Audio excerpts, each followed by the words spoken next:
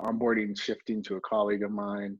And then I also have our facilities team, which I would categorize as our workplace experience team. So the team that really how people experience our environments. So yeah, so it wasn't a true kind of piece together. I have a history or a master's in history, and I work in recruiting and HR. Who would have thought? That's the thing. I mean, it's the thing about recruiting, and you touched on this very briefly, is that especially when you're on the corporate side, but also in staffing, it's the one role that from there you learn everything about a business and how a business operates and what people do and how you hierarchy, seniority, and it's such a fly on the wall with the full organization. I think it's such a great way to, it's just a little MBA at all times. Yeah, for sure it is. I mean, you as a recruiter, or even an HR professional, I mean, you should be the second smartest person in the room. And so anytime you're having meetings with your business stakeholders, you should know more about the business sometimes than they do, because you're more exposed to other areas, you're exposed to everybody.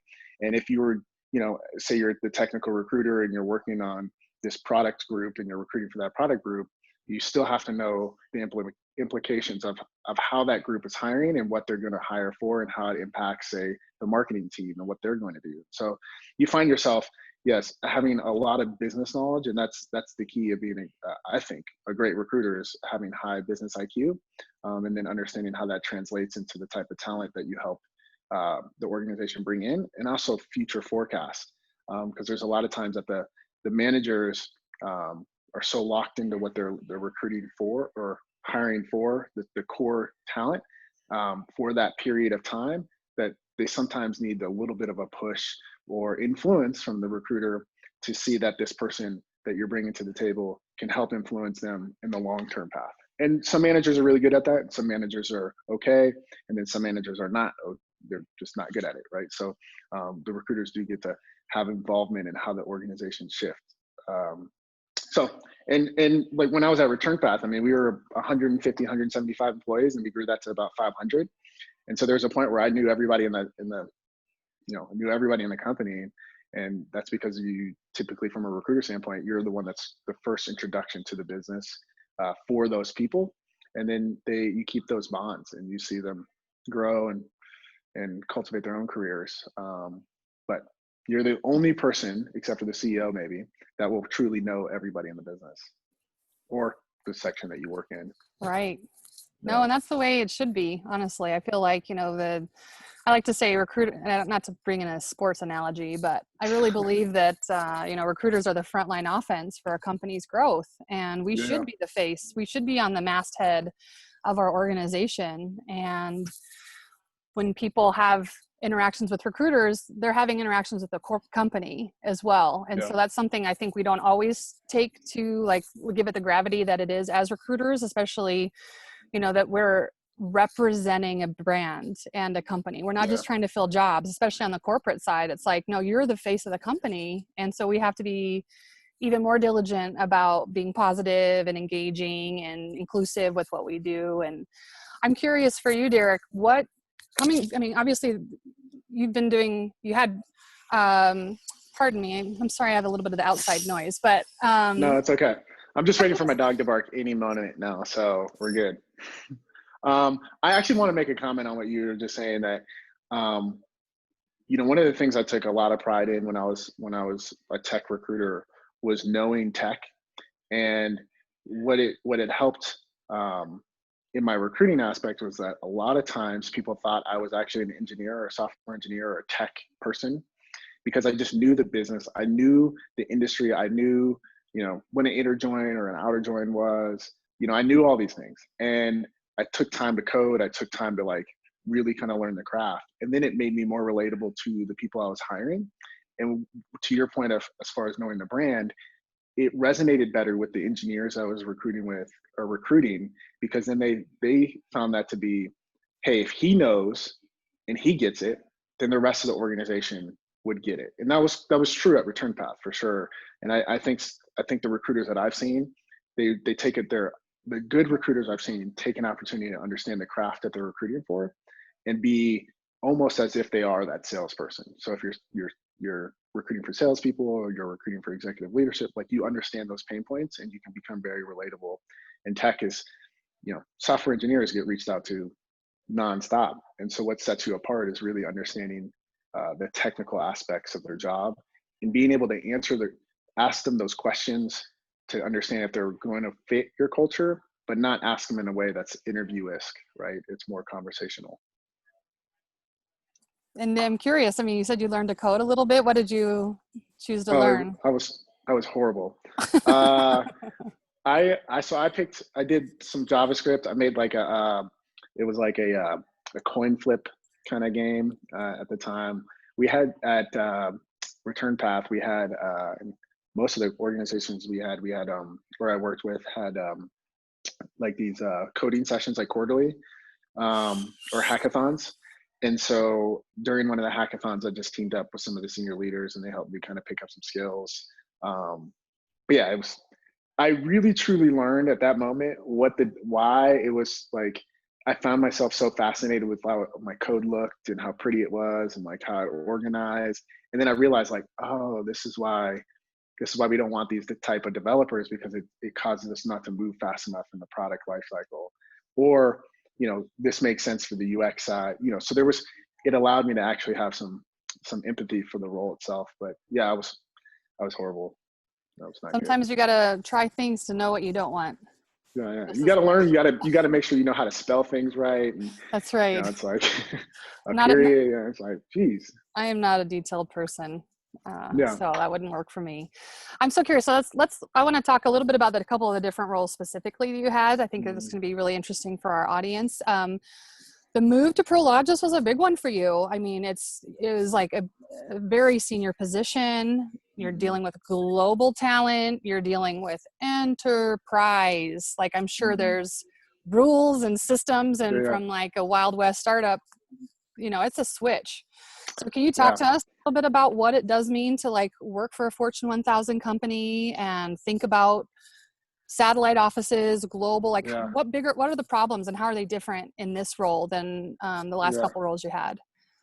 It was a definite culture shock for sure, right? I went from being, sub 10 employee at a startup that was bootstrapping and, looking at are we going to be able to pay everybody and how long is our runway, to then joining an organization where my budget is double the size of the money that we lost funding for, right? So very unique, and the challenges really come from how quickly are you able to have influence and impact, right? In a startup, it's really quick, right? Like, it's 10, 20, 100 people, even 500 is easy to kind of have immediate impact and change. And, if you're changing the whole recruiting process, for example, in a sub 500 or sub 100 person company, it's really easy to get everybody on board, communicate, have impact. But when you go to like 2,000 employees, right? In different countries, you start to think of all the different cultures, the different nuances, what's worked in the past, really understanding where we're trying to go, what is already established as a culture, what's working, what's not working, and then how do we start to change that behavior, but not fully, just peel back the Band-Aid, right? It's a slower process. So there's things that take a little bit more time. It's nice to not have to worry about the financial side when you join an enterprise company.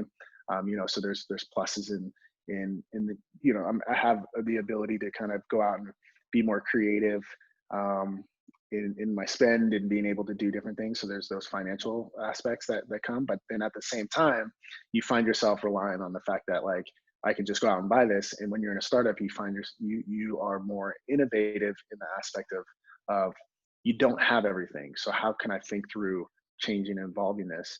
And the difference of a startup where nobody knows your name, and how do you get people to be familiar with whatever startup you're working with, and why a software engineer would want to come work for you at this X startup, and what are the things that you're offering that person into their career growth or their development, versus a large enterprise where there's a name, there's comfortability, especially in a market like this, right? There's the sense of security.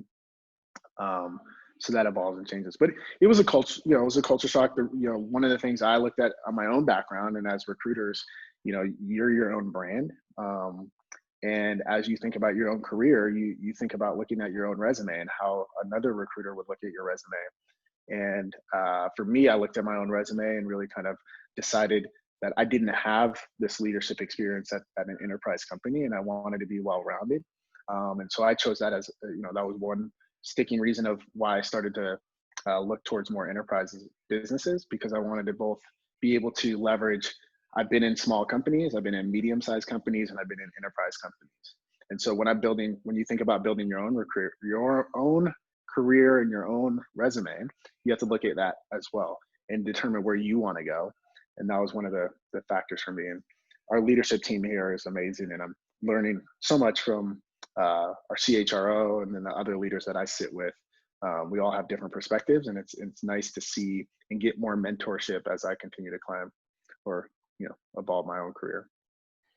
I'm curious, like, how much has HR ever been your job? Because, it's sort of like most people, it bifurcates one direction or the other, either HR or recruiting. They're so very different. You see engineers Yeah. have that same challenge at a certain seniority. You either become a principal engineer or you become a manager. It's never healthy to be both. Like, what's been your Yeah. experience with HR? What are your thoughts on that? Is that somewhere you have the SPHR Yeah. certification. So can you talk to us a little bit about that? Yeah. So first on the certifications, like for a long time, I was not interested in actually doing those and just didn't think it was necessary. And then after going through the process and kind of, um, you know, getting those and like studying and doing all that work, it really brought more credibility to myself as a practitioner within both recruiting and HR. Because externally, people like certifications. They look at those as like, what you're talking about. So, right, like if somebody was a certified Apple, not Apple computer, but like Apple's, I would probably be like, oh, okay, you probably know the difference between all the apples, and I should trust your opinion. And you find that external world really appreciates the fact that you do have a certification, and it translates well over back to the business, right? When you think about having high business IQ, it brings credibility to you in the room that other things other than just the core concepts of recruiting, but you understand how this will impact the team long term. I think my background's a little bit different than most people because I've done a little bit of everything. Being at a startup and being the only HR practitioner, you do everything from recruit, take out the trash, to check the mail, run payroll, benefits, you name it, employee relations issues, term, fire. You just do it all, right? And I think when you join smaller companies in the startup world, there's a sense of getting somebody that's a recruiter because you're in hyper growth. But then if you have that ability to have some HR practice in you, it allows you to develop with the startup as you continue to add folks. So I think for me, I've done a little bit of everything within HR to be able to, I find value, and I find that I like all aspects of it. The HR business partner world is fun, but I think our being a recruiter, you get some of those same aspects. You're just a functional expert in recruiting versus an HR business partner, and maybe a more functional expert in kind of the talent development. So I like using the sales cycle. Your recruiters, right, or your account executives, right? They're going out and selling the product, and hey, here's Zoom, and we're selling Zoom, and X company, you should buy it. And then eventually you lock that deal in, and then you convert them, and they onboard, and then you transition them to an account manager. And your account manager is your HR business partners. They're re-upping you on the business year after year, and they're keeping those employees engaged. So there's an aspect where the recruiters kind of cross into that world, and so having some HR understanding and concepts allows you to have deeper conversations with the managers as they're having troubles with current employees or thinking about how they structure their team, because those things will naturally happen to a recruiter, because when you're in HR, everybody trusts you somewhat. They just believe you're the person that they should talk to, because you won't say anything to anybody else, which is true. But it just is a natural evolution of being in HR. So I suggest, depends on where somebody wants to take their careers, but all my recruiters, I've pushed them to continue developing their skill set just outside of HR as well, not just outside of recruiting, not just the core fundamentals of recruiting, but the other HR aspects, because it just strengthens your ability to negotiate offers, everything. So Oh, you got some noise going on. It's okay. Should I play music right now? Like, Day of Follies. I just have to embrace it. yeah, Okay. yeah, So I'm curious. it's okay. You have, you've hired new recruiters. You've had experienced recruiters. Our Yeah, cohort is, we've got people that are literally brand new and just starting their career, and then we have folks welcome. that have their own agencies. So, Yeah, and we have folks in between. So, can you talk to us a little bit about, for maybe the 0 to 5, 6 year experience folks, and then later for the more senior folks, like looking back on your career and then when you coach your team, like what are some things that newer or, becoming established recruiters should be thinking about both present and moving forward? And then what about for our folks that have been around the block for a while? They know this industry, they're maybe newer to tech, but like maybe need a little bit more joy to be in this industry because you can get tired a little bit too. So like yeah. how would you coach newer folks? And then later, how do you keep encouraging the more senior folks to stay in the industry and keep growing? Yeah, I mean, I think newer folks, right? Like, I think that the interest of all the stuff that you're going to learn from, different businesses. Like, I've been exposed to so many different people and businesses, everything from aerospace and defense to healthcare to finance to real estate, and you just learn so much about business, and that I think is for me one of the most exciting things. And then the people you meet so many fascinating people that turn into just kind of being long-term relationships, and you become a connector. You find yourself just in your own personal life, kind of the first types of questions you ask are like, well, what do you do? And oh, do you like, you find yourself kind of connecting and figuring out how to leverage those relationships both for other connections, or even, hey, I'm going to Vegas, and I met so and so, and I know they work at this casino, and hey, let me reach out, and then you just find yourself to be a natural networker. So, and recruiting, it's fun. Every day is different. It is a form of sales, but what you are selling is, I think, pretty life changing for individuals, right? You're selling the opportunity for people to have a different job or a career, or a profession, and you're changing people's lives in that aspect, right? Somebody, giving somebody an offer that's 5K higher than what they currently make, I mean, really has impact in their overall bottom line, and that's something to be really thoughtful of, as well as, like, I've seen interns that I've hired, and recruited, that are now owning their own businesses, and senior leaders, and they kind of, you look back at that experience of them becoming an intern and structuring that program and allowing them to kind of develop and cultivate, and they have their own business and they're really successful, and that's, to me, that's super rewarding. For the people that have been in the industry for quite a while, we drink a lot of coffee now, and we drink a lot of wine, whatever your vice is. But it's getting into tech and kind of shifting your mindset. I think anything when you're shifting outside of your normal day to day allows you to kind of feel energized about something that's more exciting or different, and the ability to learn. I think we've all been there as recruiters, right? Where it's like, I can't do another phone screen. I hope this person just, their voicemail picks up, and it's and those are all okay, right? What I teach my recruiters and folks that I ever connect with is just that continue thinking about your own brand, and how you want to continue to move your career forward, right? So if you want to move your career forward into tech, right, take whatever your past experiences in agency and sales, and then gravitate towards whatever you're going to learn, and really dive into it. Don't just do it face value because you may make more money or whatever it could be, but really kind of take ownership of learning the skill and the craft. And then how do you make yourself become a mentor, right? How do you become stronger in your ability to mentor other folks as you're a senior recruiter, and you're just changing industries, right? And you're just becoming more well-rounded. So, yeah. I like your point about, seeing it on opportunities for the more senior folks to kind of pay it forward and to mentor, and, not wait for someone to ask you to do it. Just start doing it and Yeah. reaching out to folks, and being a point person for them on things. And that's something that I've really enjoyed with the industry. And I think I really started seeing it more as a business owner and going to events in the last few years is how much the recruiting industry really is friendly. I mean, it's a bunch of people connectors, right? So how do you not have a good time at any event with recruiters in it? But you know, the industry does want to look out for each other and like connect with each other and that sort of thing. And so in terms of, you know, just an overall career choice, I've always found just, yeah, recruiters I work with have always been very smart and driven and fun to work with. And it's just a matter Yeah. of, as a recruiter, finding the right niche for yourself, you know, Yeah. and that Yeah. sort of thing. There's so many different avenues that you can go through in recruiting, right? And there's truly, I mean, I guess if you're a complete jerk, and you that'd be like the wrong way to be a recruiter. But everybody's stylistically different.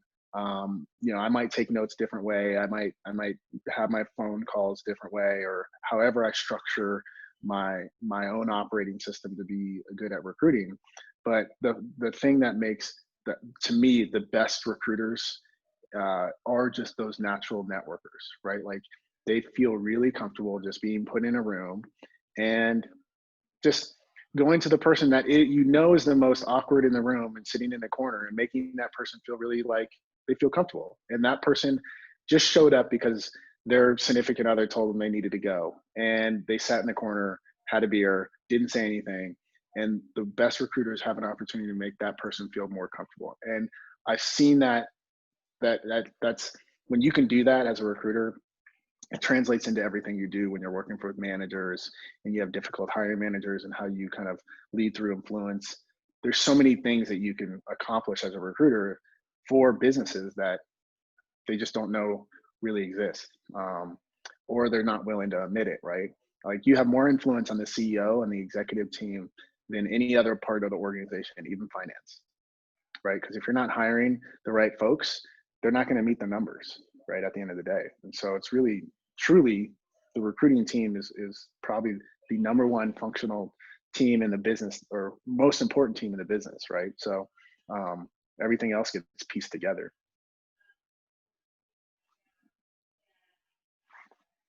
Oh, you're on Yes, mute. yeah. Well, it's telling me I can also like hold the space bar and unmute for a moment. Oh, And it's really? not really This is working.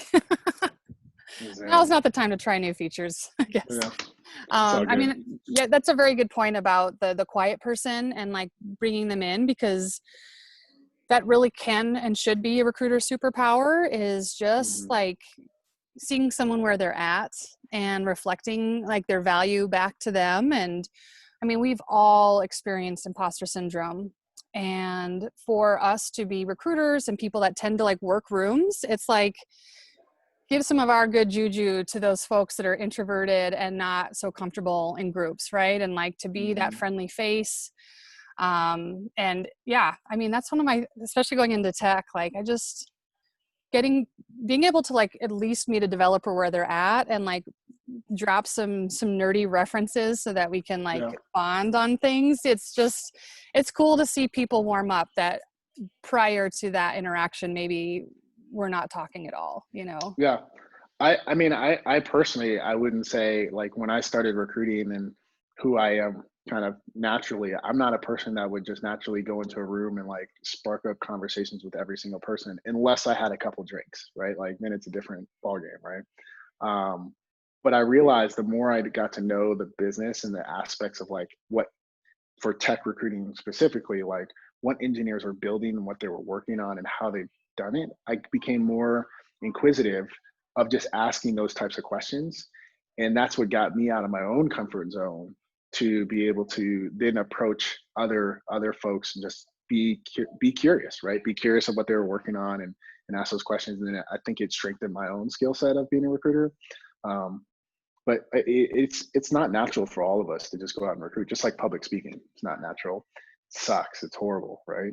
But when you kind of practice that in your day to day, it becomes really easy for you as a recruiter in your real world or your business to actually figure out how to recruit, and then even flip that into your internal teams and ask questions of employees where they have gobs of people in their network that they're not even thinking about that are going to be really good fits for this. And when you ask the right questions and you're just poking and prodding, you tend to find more of the pool. And you got to be creative because there are tons of recruiters that exist, both agency and internal, and technically we're all fishing in the same pool or lake or pond, wherever you fish. Deep sea fishing, ocean.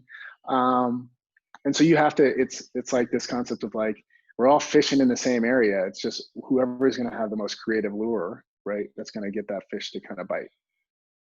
So that's Yes. my sports analogy, I guess. Yeah, I mean, analogies work though, so we'll Yeah. take them all. I want to take a moment. I meant to say this at the beginning, but all questions are welcome, everybody. So if you want to pop into the Q&A tab there at the bottom, you can pose your questions there. Derek is an open book. I'm sure he has a lot of things to speak on. While we're letting people put any questions in, can you talk to us about like the Denver Startup Week job fair and like your thoughts on job fairs and all that jazz? Yeah, so we're actually in the conversation of moving it to be a virtual career fair, which is kind of tough because the whole essence of that job showcase career fair was this kind of mixer. We had like two DJs, open bar. It was like it was to break down the thought process on what a career fair was and just kind of create a networking event, but then allow companies to showcase their startups or whatever they were working on. So we're moving that to a virtual opportunity, see how it goes. The positives of it is it allows us to have more participants, right? Because it will be, over the internet versus like live. And then also companies that could potentially participate that wouldn't normally come out. So, I don't know, career fairs and them, they're all dependent on what your needs are from a business standpoint, right? If you're typically hiring, let's say, green or entry level type of positions or roles, right? You might find yourself at university career fairs pretty frequently. And I do think you get a good branding and recognition at those career fairs, and they're an important piece. But they're just one part of how you actually find your talent, right? It's that career fair plus the interaction with the university and being on campus in their small group sessions where you're in front of the tech team.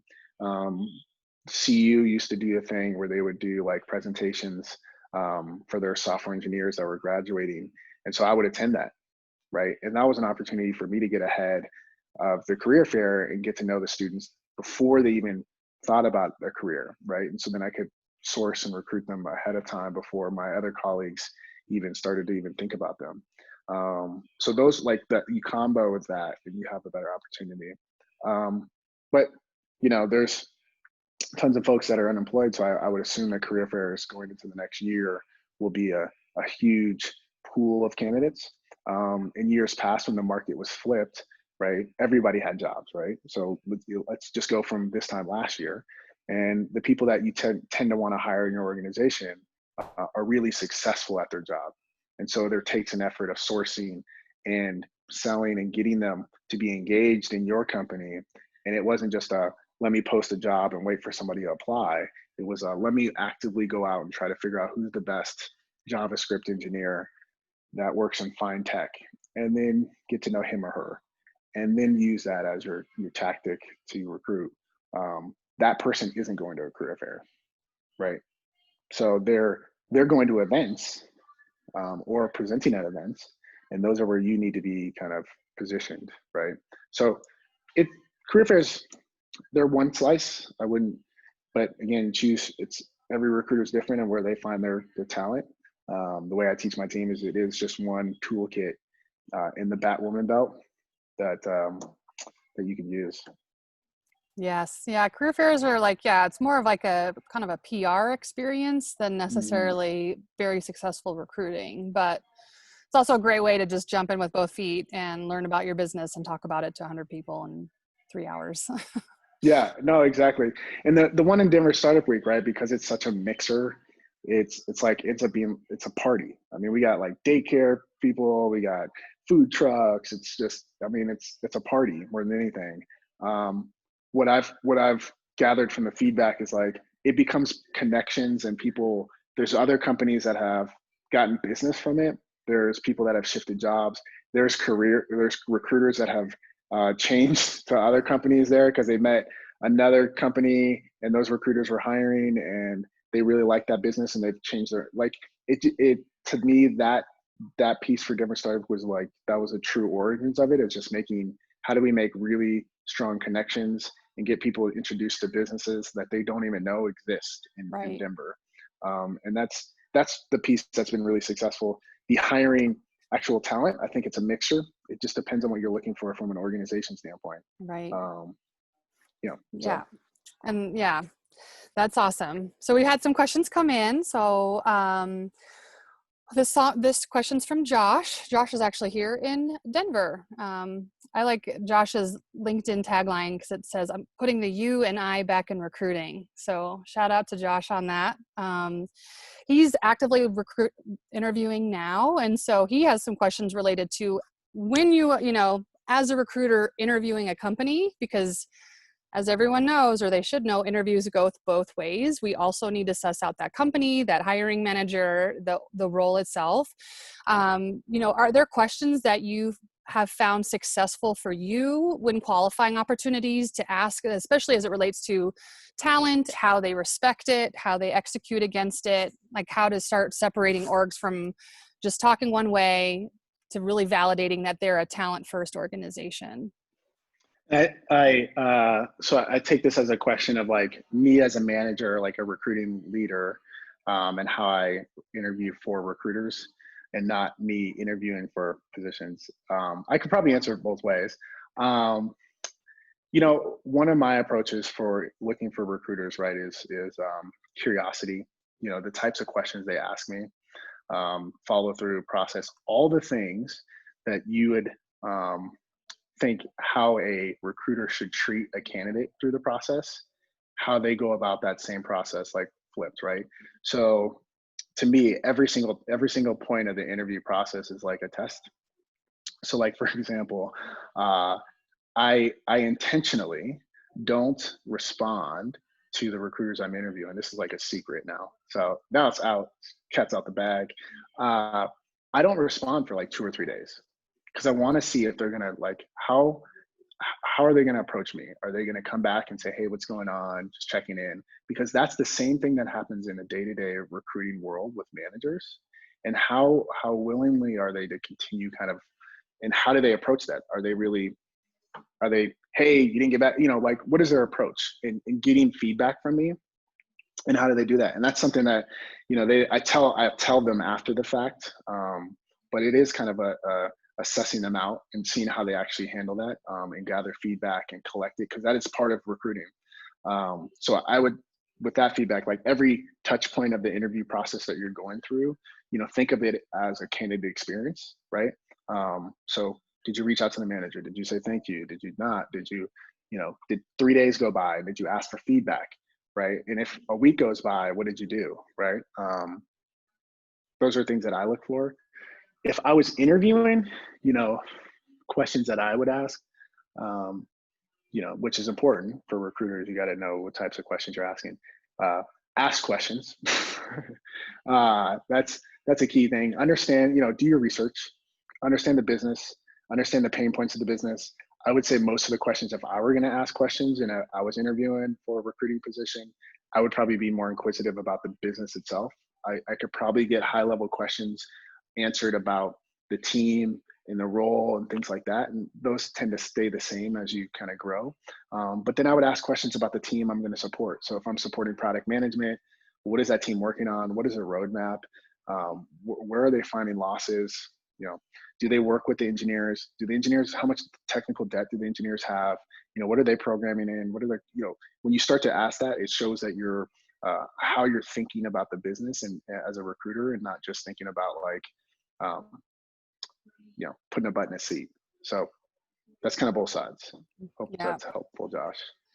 Yeah, that is. I mean, especially to get a little bit more specific about the team you would support and how they've interacted with recruiters in the past.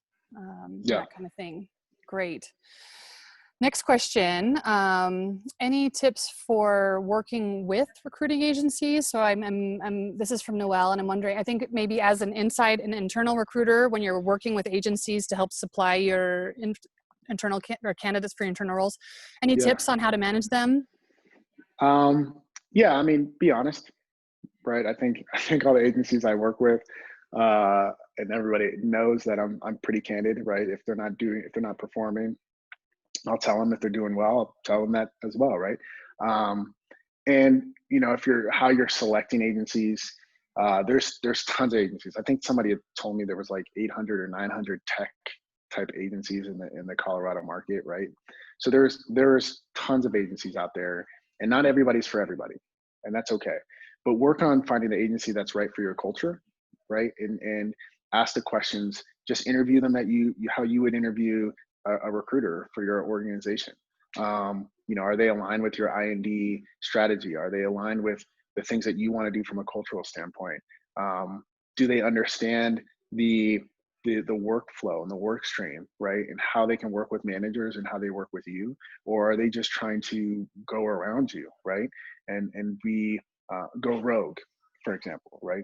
And so for me, I look for strong partnership, and I tell them all those things like, hey, I'll give you a lot of runway, and you can work with managers and you can do these types of things, but there's some basic principles of how we structure our partnership, and I have to trust you. I have to trust that when a manager is doing XYZ, that we have a conversation about that, and that you're not just making the decision to get a butt in a seat, but you're really kind of thinking about it as how that impacts my job. And if it impacts my job negatively, then we won't be working together. So, but yeah, I mean, do your research, figure out where their successes are, where their losses are. Are they honest with you as far as like, hey, if I send you a Java engineer, are you able to actually place that person? And what's your success rate? Or are you just taking it because you just want the finances of it? Because if it slows your process down, it ultimately comes back to you, the internal recruiter, that you help select that agency. But ask questions, interview them. Would you hire that recruiter you're working with at the agency for your own team? Right. I mean, that's a good question, right? Well, and that comes back to that sort of the recruiter is the face of the org. And even on the agency side, you're like a tertiary face of that client company. Mm-hmm. And so you need to trust that the agency recruiters are moving forward with, the sort of responsibility that it really is to mention your company's name and all of that stuff. And managing external recruiters can be its own full-time job. I remember when I worked at Foot Locker Europe and we had like 12 on the books, and it's sort of like, it's just a lot managing even managing them, not even your own ATS and your own recruiting. So yeah, I like your point. It's like, just it's much better to have 2 or 3 agencies that you just give everything to and work very closely with, than to be like, supposed to spray and pray and just hope. It's more work in the end. Yeah, when you find a good team, I mean, they'll be able to successfully fill a lot of roles for you. Right. And negotiate long-term contracts and kind of think through that, of how they're, what you're going to utilize them for, not just for that current opening, but can you see them working long-term with your organization? I think there is a need for having agencies on deck, right? Yeah. When things get crazy and busy and your internal efforts you can't do anything. So you have to have that right balance, and find the recruiters that you're able to trust and work with that do, to your point, carry your brand forward. Because I mean, I've had situations where the agency negatively impacted potential candidates, and we kind of had to go back and kind of save that, right? And that's not good either. No, I've had that. I had a friend call about 6 months ago. It was like, we've got some issues. Yeah, just from a recruiter not knowing really what they should say, and they said the wrong things to the wrong person. And but it's a human business, and we're all humans, and that's the beauty of it. Got a couple more questions coming in. This one is from Marie. She has a question related to getting your thoughts on using unusual methods for connecting candidates to employers. Obviously, this is much more needed when the market was 6 months ago, but we still have that need. Not every hiring manager wants to hear from new candidates, or maybe you have already your 5 agencies you work with, but what are some things that have worked for you? You had mentioned hackathons, but any other ideas come to mind about how a recruiter might be able to get in front of you or someone on your team to get someone to consider one of their candidates? Yeah, and so just I'm going to clarify this. So this is getting unique candidates or getting just Unique ways getting. of connecting candidates with clients rather than just via Yeah, email or cold outreach or anything like.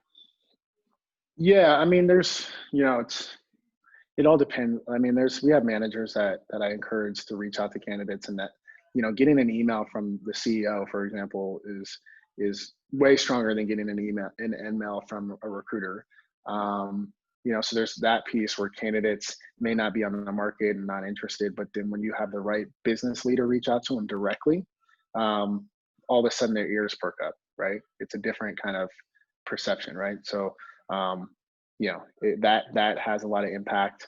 um, Soft connections more than anything. I mean, sometimes like when you're being able to you're sourcing and you're building your pipeline, I mean, I don't think a lot of people really take people to coffee and interact in that aspect, or just like reaching out to somebody and saying, hey, can I just pick your brain? Like, I don't want anything from you. I don't really have anything open. I just really truly want to pick your brain because you look like an expert on JavaScript, and I was hopeful that maybe you could spend time like 30 minutes with me. People, I found that people like to mentor, so those turn into those relationships, and those are unique. It's just a matter of spending your time to do those, and then also following up with those people on whatever rhythm that is. So build yourself your own like CRM tool. So think of it kind of like a sales. Like, how do you generate your own leads?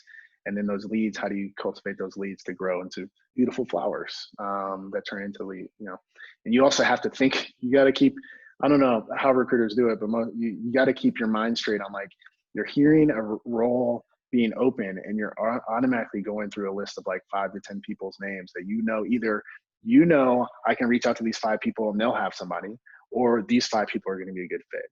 And when you're in those conversations, like, you got to keep doing that. Like unique sourcing, I mean, obviously everybody is searchable on the internet, and you can find anything on the internet. Just be creative. Like, just talk to your neighbors. I mean, like, my neighbor is this like badass Salesforce developer, and I would never have known that if I wouldn't have just asked what he does. And then there's another neighbor that's like, she's like this accountant for, she's like on the rise to be a CFO. And then it's like, hey, let me connect you with so-and-so. And then when you make those connections, all of a sudden you're like, it just multiplies. So like, if you can talk to 10 neighbors, it expands. We just don't do that. Yes. And they all, yeah. And it's that simple. Like, that's the uniqueness. Yeah. There's not any secret sauce than just basically like, talk to people, talk to your bartender.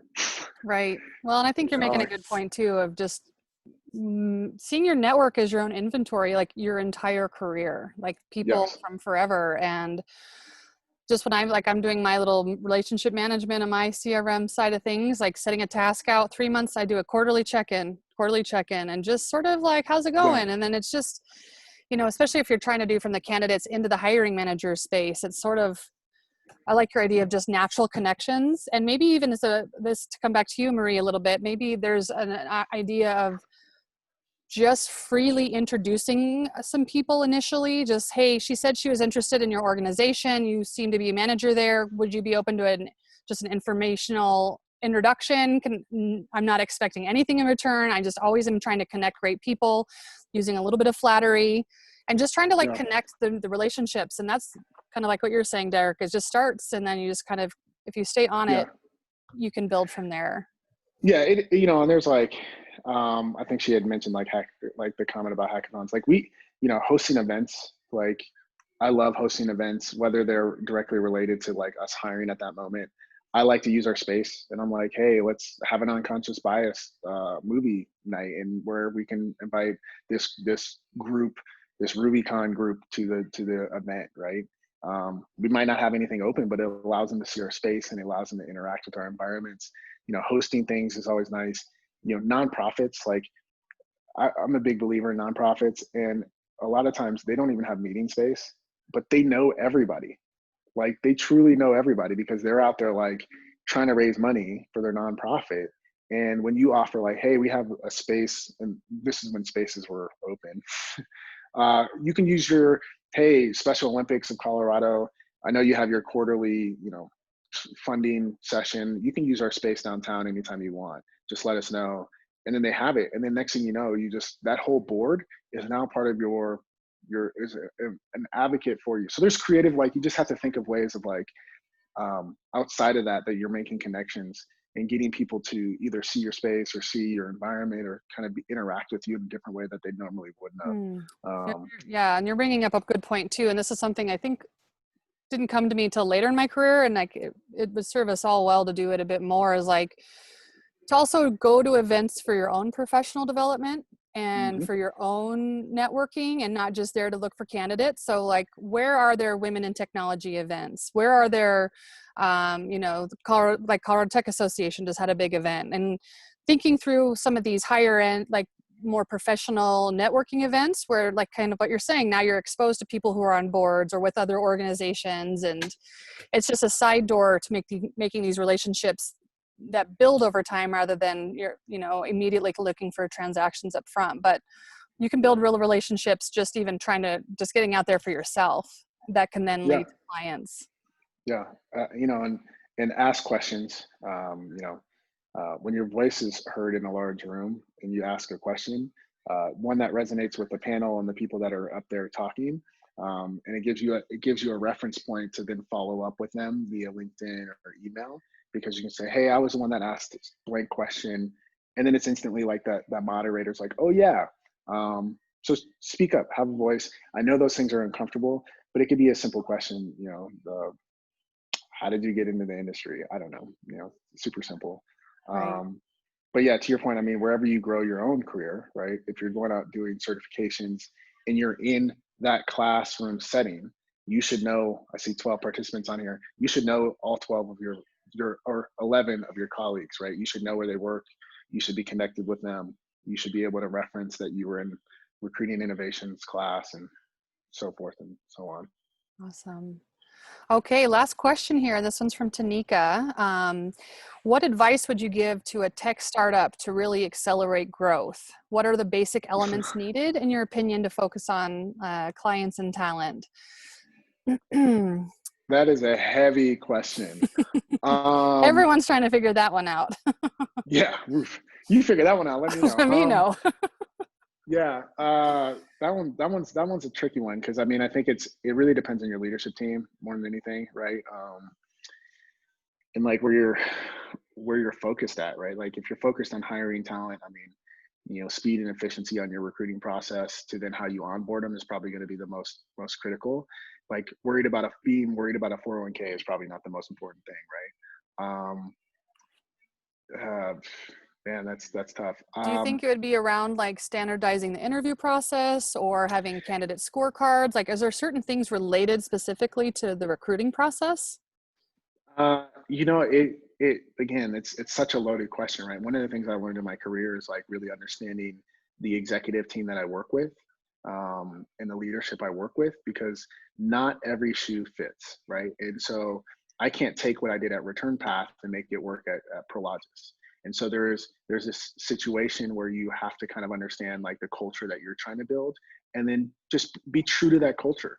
It's okay if you're trying to build a high volume sales culture and there's going to be some burnout. Just own that, and then own it, and then that's your culture, right? And Right. hire to it, because when you hire to that culture, you're less likely to have the negative impacts of of, of people that join your culture thinking that it was something else, and it's totally Wizard of Oz, right? Um, like if I looked at McKinsey's a great example of, look, they pay really really well. They're known for that, but they also will tell you you're going to be on flights, you're going to have status on every flight, you're going to work crazy hours, but you're going to get paid, and you're going to get to see a lot of cool stuff. You're going to have a great foundation. It's like MBA 101. But they stay true to that culture, and they hire to that culture, and people know when they join, that's their culture. And so, I think that's the important piece when you think about like that tech startup mode of really kind of identifying where do you want to go and how do you want to kind of do that. And then eventually it erodes as you hire more people, and you have to kind of figure out, okay, how do we continue to evolve this, if this is what we want. it's a hard, tricky question. I wish I could give you a straight answer, but it's a tricky one because it all depends on the leadership team that you have. If somebody says they're, for example, like, hey, we're work-life balance and we give you time to go skiing, but then the CEO is emailing everybody at 2 a.m. To me, that's not really work-life balance, right? Then that's okay. You just have to say, we're not going to say we're work-life balance, and then we hire to that. And then when people get here, they're shocked, right? That's what creates the negative reviews. So, yeah. Avoid any bait and switch action. That's for sure. Yeah, exactly. Awesome. Okay. Well, where can people find you, Derek? So I'm on LinkedIn, Derek as Johnson. you expect. Yeah. So you can always, you can just shoot me a LinkedIn, just mention that you participate in this. And then Allison, you have my email address. So if anybody, you can contact Allison. I'll share it in the follow-up. How about that? Yeah, for sure. Happy to connect. And if any of you would like additional help or like just conversation, happy to make up time and answer any other questions. So. And I also want to say thank you for signing up to be a mentor with our program. For sure. Yeah, happy to help. Yes. Excited to see where everybody becomes in their career. You're the future. That's it. Eventually I will, get tired and have to change careers or something. Pass the torch. Yes. Yeah, exactly. So I'll work for one of you someday. That's probably what's going to happen. Yeah, that's the goal always, right? Like hire smarter people and then let them lead. Yes, exactly. Yeah. So, well, thank you guys for participating and allowing me to do this. I really appreciate it. Our pleasure, Derek. Thank you for making the time today. I know that you got a lot going on and startup week's coming. So I'll share your email and your LinkedIn and our follow-up to the group. And then any other additional questions, folks, feel free to reach out to Derek. He's one of the friendliest people in talent world. So yeah. We'll be in touch. Yep. Thanks again, Derek. And thanks for everyone for taking your time out today to join us. We appreciate you. Have a good day. Cool. See ya. Thank you. Bye.